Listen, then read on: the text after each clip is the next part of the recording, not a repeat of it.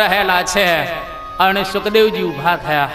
એકદમ પરિનિષ્ઠિતોપી નૈર્ગુણ્ય ઉત્તમ શ્લોક લીલયા ગૃહિત ચેતા રાજર્ષે આખ્યાનમ યદધીતવાન. પોતે પરિનિષ્ઠિત પરબ્રહ્મણી, પરબ્રહ્મની અંદર પરિનિષ્ઠિત હતા, સ્થિર હતા. અને ત્યાંથી ઊભા થઈ ગયા. ઊભા થઈ અને આવે છે ક્યાં? સમ્યાપ્રાસ નામના આશ્રમની અંદર. અને જેવા સમ્યાપ્રાસ આશ્રમમાં આવ્યા એ વખતે વ્યાસજી ઊભા થઈ ગયા. કારણ કે અત્યાર સુધી પુત્ર એને મળ્યો ન થયો. અને હવે પુત્ર જ્યારે આવ્યા એ વખતે વ્યાસજી એને ભેટે છે. બે પિતા અને પુત્ર ભેટે છે. કાળ સ્તંભી ગયો. અને ભગવાન વેદવ્યાસ પુત્ર સુખદેવજીને 18,000 શ્લોક ભણાવે છે. અને જ્યારે ભણાવી લીધા શ્લોક તો સુખદેવજીને હવે ચટપટી ઉપડી કે આપણે કોકને આ જ્ઞાન કેવું છે, મારે કોકને સંભળાવવા છે. અને એ રસ રેડ્યો પરીક્ષિતના કર્ણમાં. એ રસ એમને પરીક્ષિતના કાનની અંદર રેડ્યો. એટલે કે પરીક્ષિત રાજાને શાપ થાય છે, જેની કથા અહીંયા આગળ ટૂંકમાં પ્રારંભ થાય છે કે પરીક્ષિત રાજા એની ઉત્પત્તિની કથા મહાભારતની અંદર વિશેષ કરી અને બતાવવામાં આવેલી છે. પણ ભાગવતકાર થોડોક સમય જરાક મહાભારતમાં સરકીને પાછા ભાગવતમાં આવી જાય છે. મહાભારતનો એક નાનકડો પ્રસંગ કે જ્યારે દુર્યોધનની સાથળ ભીમે ગદાના પ્રહારથી તોડી નાખેલી, અને એ વખતે પોતાના માલિકનું સારું કરવા માટે અશ્વત્થામાએ દ્રૌપદીના 5 પુત્રોની હત્યા કરી. અને એ વખતે અર્જુન અશ્વત્થામાને લેવા માટે જાય છે ને બાંધીને જ્યારે લઈ આવ્યો અને એને મારવા તૈયાર થયો એ વખતે દ્રૌપદી બોલે છે કે મુચ્યતામ મુચ્યતામ એષ બ્રાહ્મણો નિતરામ ગુરુ. કે આને છોડી દો, આ બ્રાહ્મણ પુત્ર છે, આને મરાય નહીં.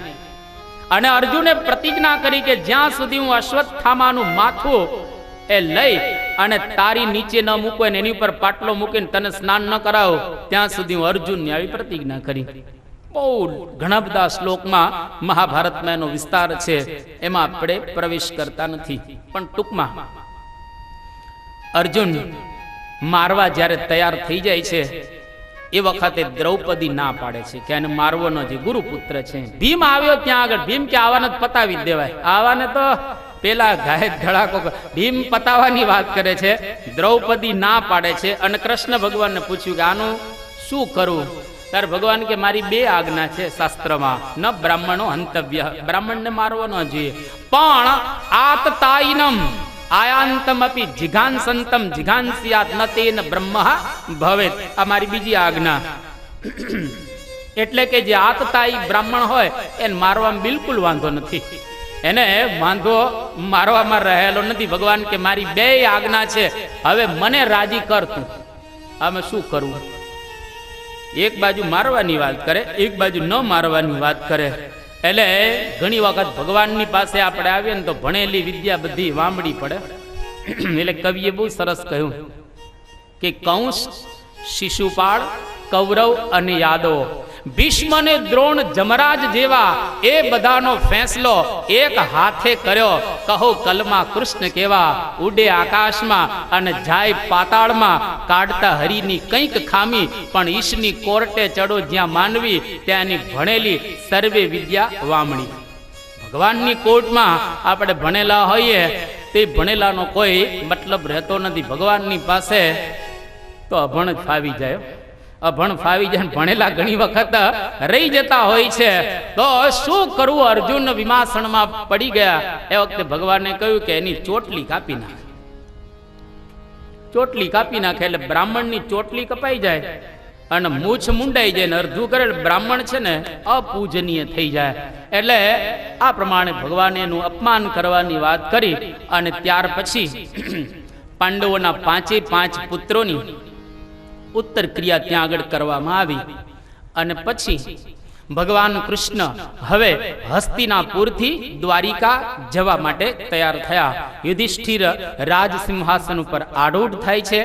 કૌરવ બધા મૃત્યુ પામ્યા, 3 અશ્વમેધ યજ્ઞ કર્યા અને શોક પાપ અને બ્રહ્મ હત્યા એની નિવૃત્તિ થઈ. હવે પાછા ભાગવતમાં આવી ગયા. આટલું મહાભારતમાં જઈને પાછા આવી ગયા. અને ભગવાન કૃષ્ણ જ્યારે દ્વારિકા જવા તૈયાર થયા અને રથારૂઢ થયા, રથમાં એક પગ મૂક્યો, એ જ વખતે ઉત્તરા દોડતી દોડતી ભગવાનની પાસે આવી અને ભગવાનને પ્રાર્થના કરે છે. કારણ કે અશ્વત્થામાએ બ્રહ્માસ્ત્ર છોડેલું અને ઉત્તરાના ગર્ભની અંદર એક બાળક હતો. અશ્વત્થામાને એમ કે 5 તો મારી નાખ્યા છે, હવે ઉત્તરાના ગર્ભમાં જે રહે છે મરી જાય એટલે પાંડવ વંશ નાશ પામે, આવી એની ભાવના હતી. અને એ જ્યારે છોડે છે બ્રહ્માસ્ત્ર ત્યારે ઉત્તરા ગભરાઈ ગઈ અને 5 બીજા બાણ પણ પાંડવો તરફ આવતા હતા. એટલે દોડતી દોડતી ઉત્તરા ભગવાનના શરણે આવી અને માગે છે કે પાહી પાહી મહાયોગીન દેવ દેવ જગતપતે નાન્યમ ત્વદ અભયમ પશ્યે યત્ર મૃત્યુ પરસ્પરમ. હે ભગવાન, તમે મારું રક્ષણ કરો. આ ઉત્તરા હતી દ્રૌપદીના પુત્ર વધુ. એ પોતાની સાસુ પાસેથી શીખેલી હતી કે જ્યારે સંકટ આવે ને ત્યારે કોઈ આપણા નથી હોતા. કારણ કે દ્રૌપદીની જ્યારે લાજ લેવાતી હતી એ વખતે ન ભીષ્મ પિતામહ કશું બોલી શક્યા. અને દ્રૌપદીને આશા હતી કે દાદા ભીષ્મ કંઈક કહેશે, પણ નીચું જોઈ ગયા ભીષ્મ અને બોલ્યા અર્થસ્ય દાસોસ્મ્યહમ, હું અર્થનો દાસ છું એટલે બોલી નહીં શકું. અને દ્રૌપદીએ 5 પતિની સામે જોયું, કોઈ એની સહાય નથી કરતા. એટલે કૃષ્ણ ભગવાનને યાદ કર્યા અને ભગવાનને યાદ કરે. ભગવાન કે હું તો હાજર જ હતો, મિલ લઈને આવેલો, આખી મિલ જ લઈને ટાકા લઈને આવેલો, પણ તું મને યાદ કરે ત્યારે હું તારા ચીર પૂરું ને. અને બધા જ આશરા જ્યારે છૂટી ગયા એ વખતે ભગવાનનો આશરો એમણે ગ્રહણ કર્યો. એટલા માટે કહ્યું નિર્બલ કેબલ રામ સુનેહી, મેને નિર્બલ કેબલ રામ. દુશાસન કી ભુજા થકીદ ભય, બસન રૂપ ભય શ્યામ. નિર્બલ કેબલ રામ સુનેહી, મેને નિર્બલ કે રામ. આ ભગવાન તો નિર્બળના બળ છે, એટલે આપણે સ્પેર વ્હીલ તરીકે રાખીએ. બધેથી કઈ ન પત્તો પડે ત્યારે ભગવાનને આપણે યાદ કરતા હોય છે. પણ દુઃખનો દરિયો જો તરવો હોય તો ભગવાનના શરણે પહેલેથી જવું. સંતોએ ગાયું કે દુઃખ તણો દરિયાવ મોટો નહીં શકો તરી. દુઃખ તણો દરિયાવ મોટો નહીં શકો તરી. દુઃખ તણો દરિયાવ મોટો નહીં શકો તરી. દુઃખ તણો દરિયાવ મોટો નહીં શકો તરી. શામળિયાને શરણે જાતા જાશો ગરી. શામળિયાને શરણે જાતા જાશો ગરી. શામળિયાને શરણે જાતા જાશો ગરી. શામળિયાને શરણે જાતા જાશો ગરી. માણસનો અવતાર મોંઘો નહીં મળે પરી. માણસનો અવતાર મોંઘો નહીં મળે ફરી. માણસનો અવતાર મોંઘો નહીં મળે પરી. માણસનો અવતાર મોંઘો નહીં મળે ફરી. કે દુઃખ પડે ત્યારે આપણે ભગવાનનો આશરો કરવો, પણ જગતના કોઈ વ્યક્તિનો જો આશરો કરીશું તો ક્યારેય આપણે ઉગરી શકીશું નહીં. એટલા માટે ગુણાતીતાનંદ સ્વામી કહ્યું કે શાસ્ત્રનો સાર ભગવાનનો આશરો કરવો, તે સંતનો આશરો કરવો, ભગવાનનો આશરો કરવો. અને બધા શાસ્ત્રોની અંદર કહ્યું, કૃષ્ણ ભગવાનની ગીતામાં કે ત્વત્પ્રસાદાત, કે મારી કૃપાથી ત્વમેવ શરણમ ગચ્છ. હે અર્જુન, જો તું મારા શરણે આવી જઈશ તો તારો હું ઉદ્ધાર કરીશ. એટલા માટે મન મના ભવ મદ ભક્તો મધ્યાજી મામ નમસ્કુરુ મામે વેશ્યેશ યુક્તવેવમ આત્માન મત્પરાયણ. 18મો અધ્યાય. કે જો મારા શરણે તું આવી જઈશ તો હું તારું રક્ષણ કરીશ અને તારો ઉદ્ધાર કરીશ. એટલા માટે ભગવાનના શરણે જવું. અને કૃષ્ણ ભગવાન દ્વારિકા જતા જતા રોકાઈ ગયા અને કુંતાજીને સમાચાર મળ્યા કે કૃષ્ણ ભગવાન અત્યારે જઈ રહ્યા છે દ્વારિકા. અને દોડતા દોડતા કુંતાજી આવે. રાજમાતા હતા, રાજમાતાનું કામ હોય ને. અને જેવા ભગવાન જાય છે એકદમ પ્રાર્થના કરે છે. 26 શ્લોકમાં પ્રાર્થના કરે છે.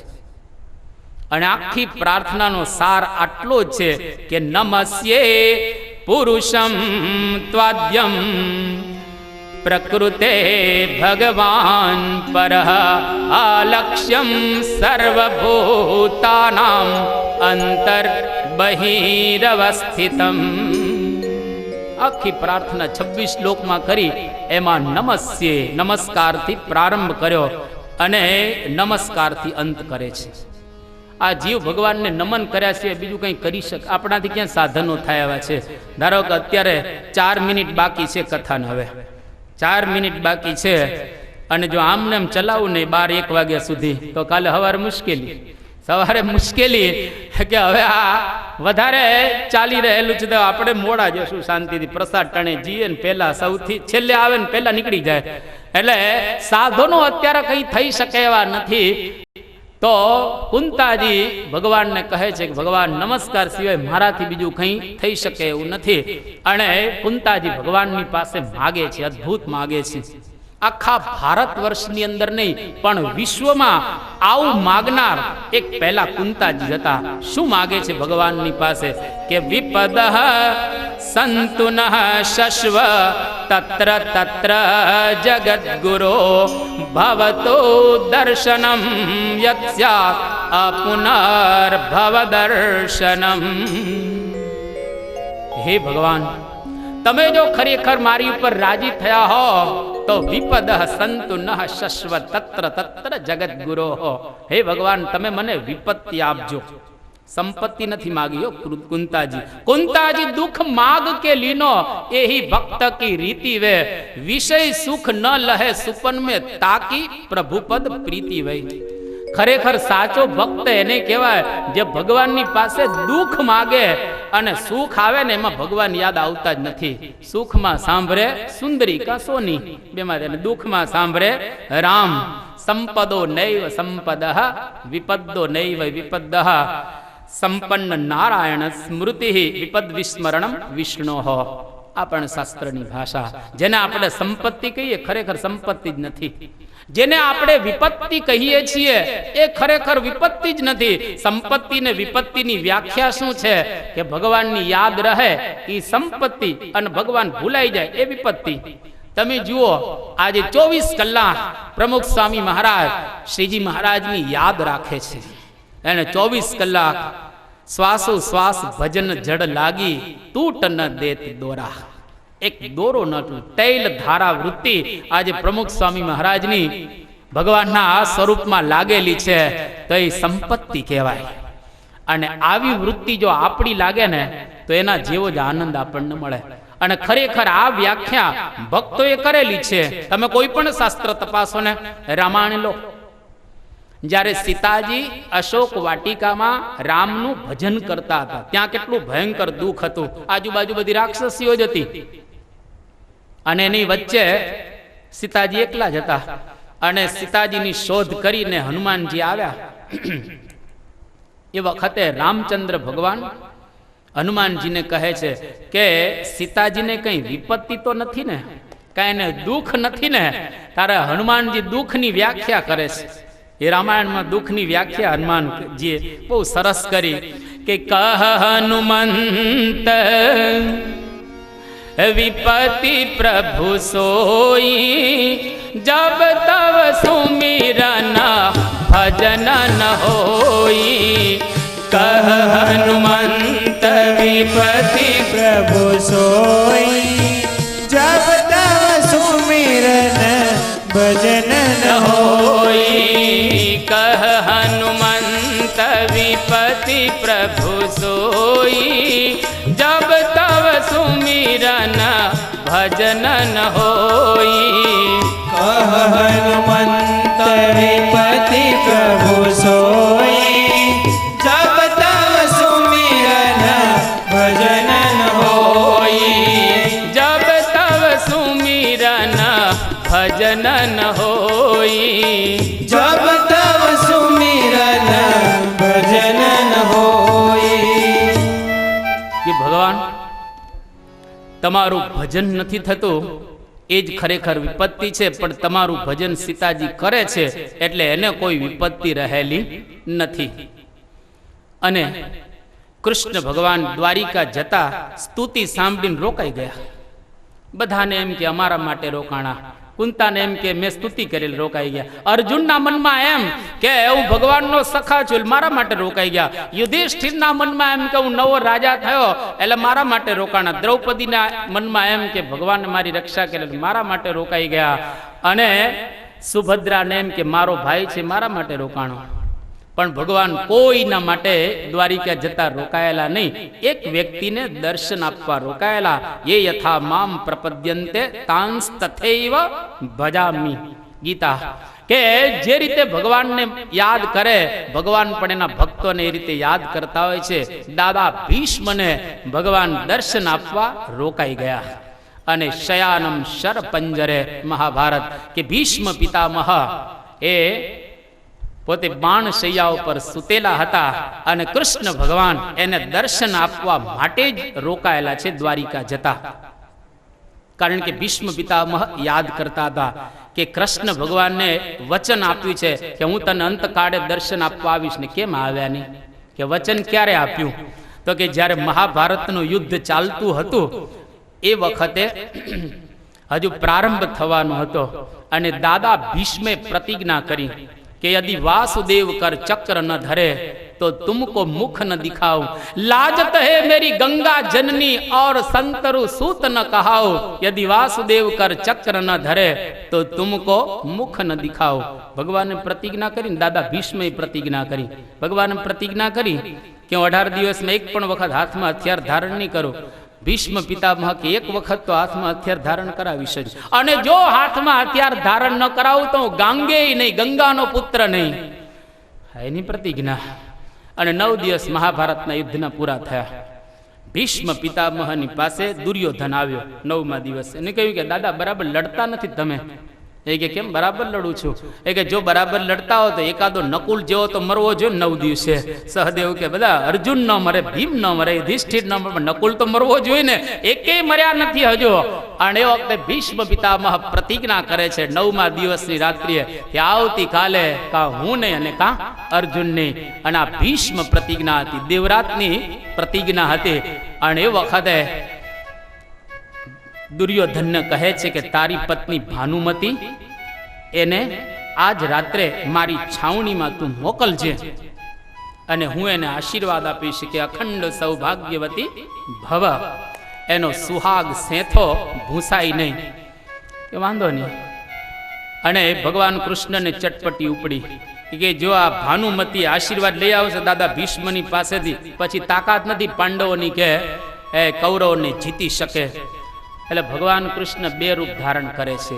અને ગીતાના પ્રારંભમાં ભગવાન પ્રતિજ્ઞા કરે છે કે નમે ભક્ત પ્રણશ્યતિ મહાભારત, મારો ભક્ત નાશ ન પામવો જોઈએ.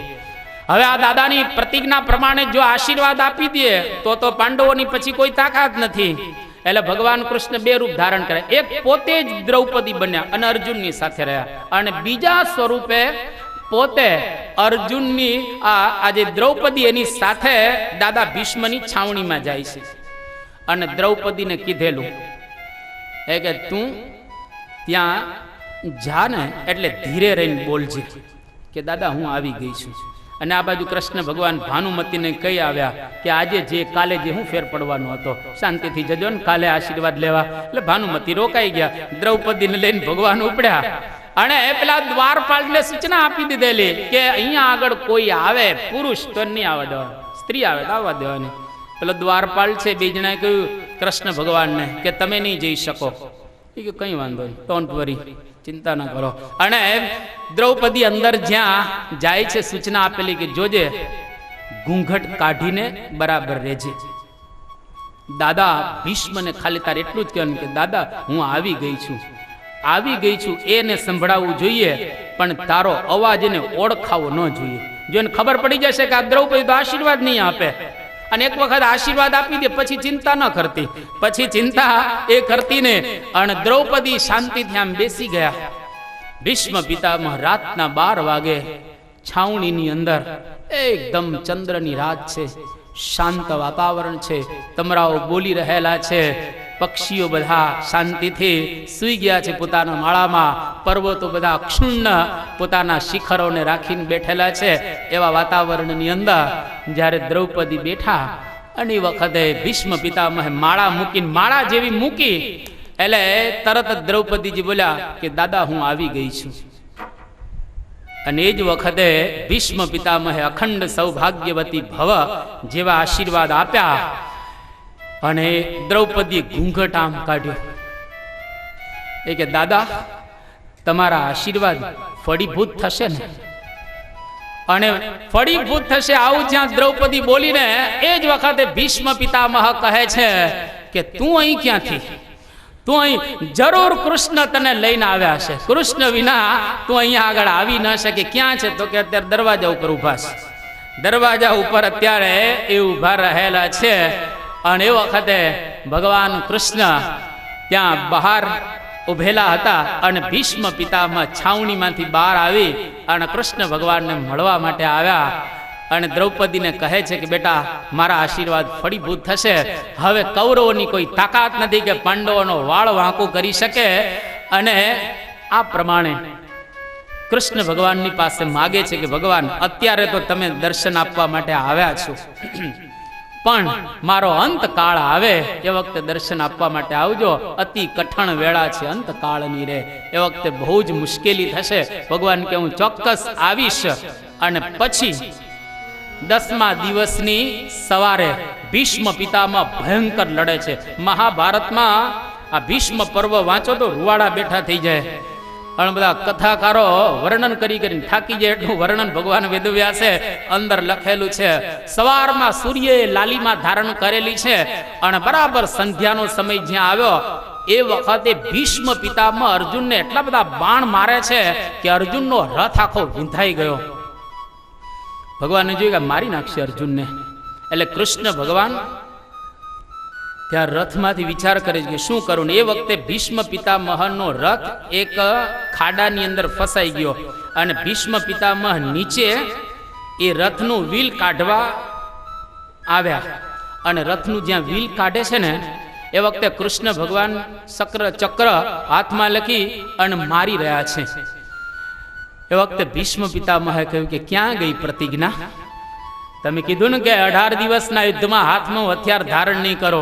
હાથમાં કૃષ્ણ ભગવાને ચક્ર જેવું ધારણ કર્યું અને ભગવાન હસતા હતા. હસવાનો સમય છે, યુદ્ધ છે, સિરિયસ કહેવાય.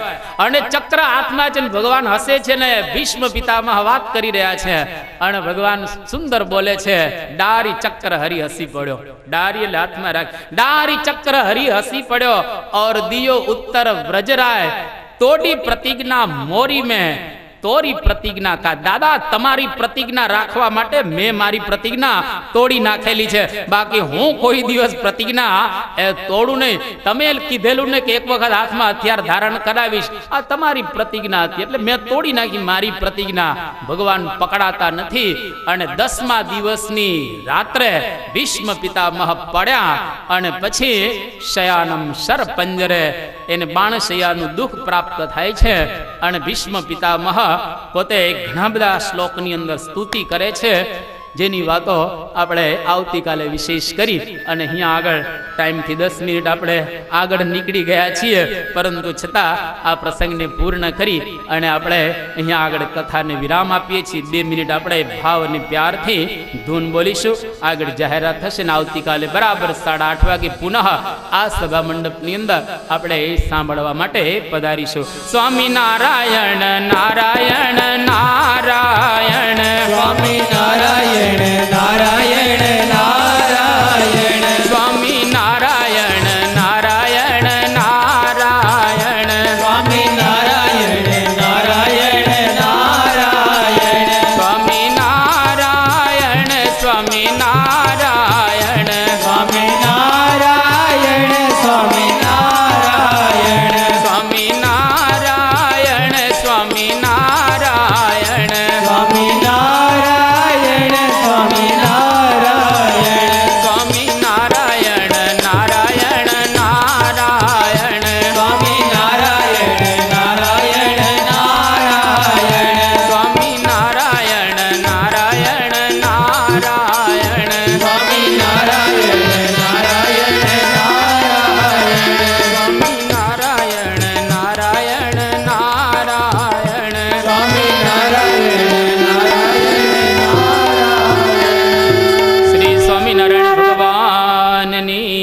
અક્ષર પુરુષોત્તમ મહારાજની જય. કૃષ્ણ કનૈયા લાલ કી જય. પ્રમુખ સ્વામી મહારાજની. ભાગીરથી ભાગવત સપ્તાહના પ્રથમ દિને ભાગવત સપ્તાહની પૂર્વ ભૂમિકાથી લઈને ભાગવત સપ્તાહના શુભારંભ સુધીની ખૂબ જ સુંદર રસપ્રદ કથા પૂજ્ય પ્રભુચરણ સ્વામી આપણને પોતાના સુભદ્ર કંઠ દ્વારા કરાવી એ બદલ તેના આપણે આભારી છીએ, ઋણી છીએ. હવે થોડી આપણે જાહેરાત જોઈ લઈશું. આવતીકાલે બપોરની સંતોની રસોની સેવા, સારંગપુરના પૂજ્ય બાપાની રસોની સેવાની સેવા રંભાબેન મંજીભાઈ સોજિત્રા તરફથી રાખેલ છે. સાથે સાથે આ ઉત્સવ દરમિયાન આપણે આરતીના સમયમાં થોડો ફેરફાર કરીએ છીએ. તો સવારની આરતી બરાબર 6 વાગે થશે અને સાંજે 6:45 વાગે આરતીનો લાભ આપણને પ્રાપ્ત થશે. 6:30 થી 6:45 સુધી 15 મિનિટ દરરોજ સાંજે આપણને તાજપુર મંદિરની મૂર્તિ પ્રતિષ્ઠાની વિડીયો દર્શનનો લાભ પ્રાપ્ત થશે. તો અચૂક આ વિડીયો દર્શનનો લાભ આપણે પ્રાપ્ત કરીશું. દરરોજ સવારે 8:30 વાગે આપણે આ પારાયણનો શુભારંભ શરૂઆત થશે અને સાંજના સત્રમાં સાંજે રાત્રે 8 વાગે આ પારાયણનો શુભારંભ થશે. તો પરમ પૂજ્ય પ્રભુચરણ સ્વામી ખાસ પોતે એટલી વ્યસ્તતાની વચ્ચે આપણી વચ્ચે આપણા આમંત્રણને માન આપી આપણા આંગણે આવી ભવ્ય પારાયણનો લાભ આપવા માટે સુરતથી પધાર્યા છે. તો આપણે પણ મોટી સંખ્યામાં આજુબાજુના ગામડાના ભાઈકો પણ ધીરે ધીરે અહીં પારાયણનો લાભ લેવા માટે પધાર્યા છે. તો આવતા 6 દિવસની અંદર પણ વિશેષ આપણે આ પારાયણનો વિશેષ લાભ લઈ અને આ ભાગીરથી ભાગવત સપ્તાહનો પૂર્ણ લાભ લઈએ તે સર્વ હરિભક્તોની નમ્ર નિવેદન છે. પારણના યજમાન તરફથી પ્રસાદની સેવા પ્રાપ્ત થયેલ છે. તો પ્રસાદ આપણને ગેટ પાસેથી પ્રાપ્ત થશે. ગેટની પાસે જ ઠંડા પાણીનો પરબ છે. તો આવતી જતાં આપણે આ ઠંડા પાણીના પરબનો પણ યુઝ કરીશું. સાથે જે હરિભક્તોને પારણ પૂજનના પાસ આપવામાં આવેલા છે તે બરાબર 7:30 વાગે આવતીકાલે પારણ પૂજન માટે મંદિરના પ્રાંગણમાં ઉપસ્થિત રહે તે નમ્ર વિનંતી છે. જે હરિભક્તોને પૂજ્ય સ્વામીશ્રી તથા પૂજ્ય સંતોને આ પારણ નિમિત્તે ધોત્યાની સેવા કરવાની ઈચ્છા હોય તે પરમ ભગવતી વિરજીભાઈ પાસે પોતાનું નામ નોંધાવી સેવા નોંધાવે તે નમ્ર વિનંતી. હવે આપણે આ પારાયણના પ્રથમ દિને આપણે આ વિદાય શ્લોક બોલી આપણે આ પૂર્ણાહુતિ કરીશું. ગુણાતીતમ ગુરુમ પ્રાપ્ય બ્રહ્મરૂપમ નિજાત્મન વિભાવ્યદાસ ભાવેન સ્વામિનારાયણં ભજે. શ્રીહરિમ સાક્ષરમ સર્વદેવેશ્વરમ ભક્તિધાર્માત્મજં દિવ્યરૂપમ પરમ શાંતિદમ મુક્તિદમ કામદમ કારણમ સ્વામિનારાયણં નીલકંઠં ભજે. આપણે પારાયણના અંતમાં આપણે ઠાકોરજીના અને સંતોના દૂરથી દર્શન કરી આવતીકાલે પુનઃ સવારે 8:30 વાગે પુનઃ પધારી અને આ પારાયણનો રસપાન કરીએ. ત્યાં સુધી સૌ હરિભક્તોને જય સ્વામી નારાયણ.